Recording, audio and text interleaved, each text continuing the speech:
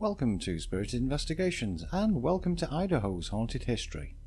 This list of 10 is part of a playlist of gentle listening, spooky collections from across the USA. The screen fades to black, so you can enjoy the stories without distractions. Please do consider a like and subscribe if you enjoy this type of content.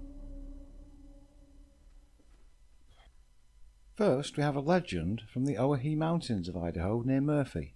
The remote and isolated area is home to a tribe of cannibalistic dwarves named the Nimerigar.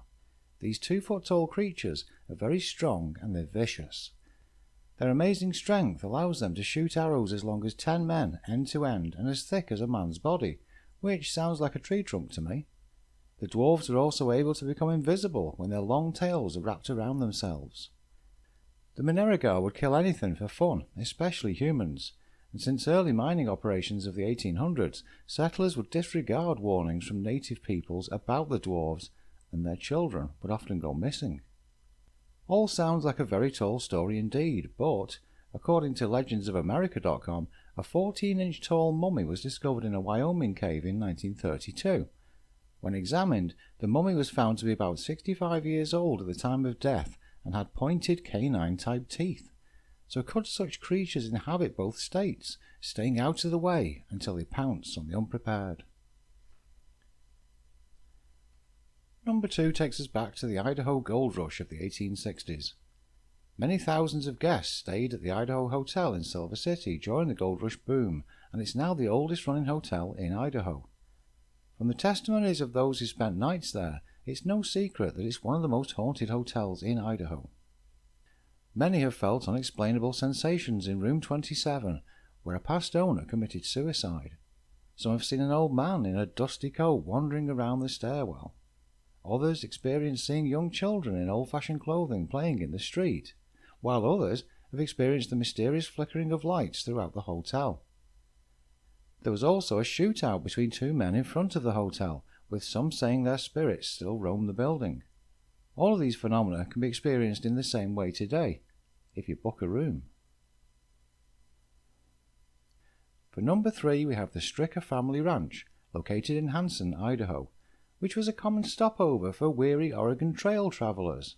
Anyone who hadn't already died of dysentery could stay over at the ranch and resupply. However, the ranch did become the burial spot for a lot of those unfortunate travelers. Founded in 1865, the ranch became a center for excellence for agriculture with innovative irrigation and other new farming techniques on the fertile lands within it. By the early 20th century, the ranch had already begun to have a reputation for ghosts and hauntings, with an example being a young girl who died in an accident. She's seen walking around the fields aimlessly. There's also reports of children whispering and laughing. Today, the Idaho State Historic Society preserves the remains of the Stricker Ranch. At number 4 is the historic Idaho Hotel in Boise, Idaho. It was built in 1900 and began its earning life housing influential, rich and other important travellers to the booming town. The hotel became somewhat of a symbol for westward expansion across the USA, also being a popular spot for people to stay who were travelling by the Transcontinental Railroad. Its high-class status was somewhat challenged right from the start by accounts from construction workers who reported strange activity on the building site. When it was also remodeled, the same kind of strange activity was reported by construction workers. In its early days, the Idaho had a tragedy of a bellman being gunned down at the hotel, with later reports of his ghost moving the elevator up and down by itself. Residents also began to mention the man's ghost around other areas, sometimes along with lights turning on and off by themselves and him peering around corners. He's not their only ghost, though. The spirit of a woman who was murdered and buried in the basement supposedly lingers in the lower levels of the building.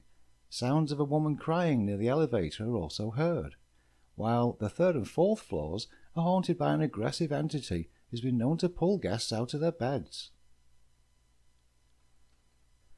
Halfway through our list we have the Idaho State Tuberculosis Hospital, which is now known as the Gooding University Inn and Hotel Resort. The 19,000 square foot building was once part of a college campus, but was converted during the Second World War for tuberculosis patient treatments. When operational, it could treat up to 150 people at a time and stayed open until 1976, when it was converted again into the inn. Spirit encounters from when it was the tuberculosis hospital include voices from rooms with no guests in them, doors banging, random loud knocks, and even full-bodied apparitions on rare occasions. Such apparitions have included a woman and a young girl together, also an older man in a white coat. The former hospital does allow ghost hunts. For example, the TV show Ghost Adventures once did an episode on it, and the hotel is open for business if you want to experience the place for yourself. At number 6 is the Mesa Falls near Ashton, Idaho.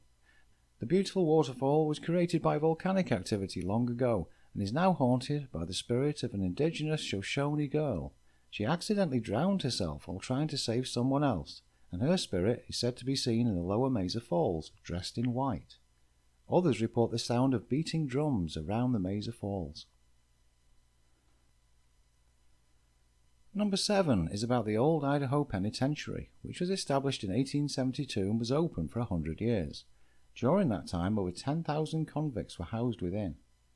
With so many going through its doors, there were sure to be problems, and over 100 people died at the jail. Some of those were murders, but 10 of them were executed. The poor conditions of the penitentiary will also have claimed others because, for one reason, the cells had no plumbing. Also, its sandstone walls retained heat in the summer and the cold during the winter. The most haunted area is House 5, where Idaho's Jack the Ripper was executed in 1957. His real name was Raymond Allen Snowden, and he's the most active of all the hauntings, perhaps because his hanging was botched and he hung there being slowly strangled to death instead for 15 minutes. Visitors hear gasping and rasping, just like Snowden will have experienced. People report being touched and pushed, feelings of being watched, and they hear screams and yells from long-gone prisoners.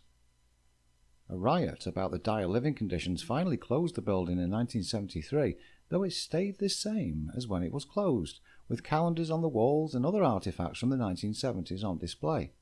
It's listed on the National Register of Historic Places. Number 8 is about thousands of concrete blocks in the shape of the brig at Farragut State Park. It used to be an old military jail building and naval centre. During World War II in 1945, the brig was used as a prisoner of war camp, where it held over 900 German people. Those prisoners were often made to shovel snow in the deep winter. It also served as a confinement facility for naval recruits who were unruly. A homicide and a suicide were reported during those times. Many visitors to the brig have seen apparitions of a balding man in prisoner's garb near the building and witnessed objects being thrown inside different cells. A German soldier has been reported watching from a window, though I do wonder how they could tell his nationality, and I'm sure he wouldn't have been wearing a German military uniform. Today you can camp at the site, and it's a popular location for sledding and skiing during the cold months. At number 9 is the second largest lake in Idaho, the magnificent Lake Coeur d'Alene.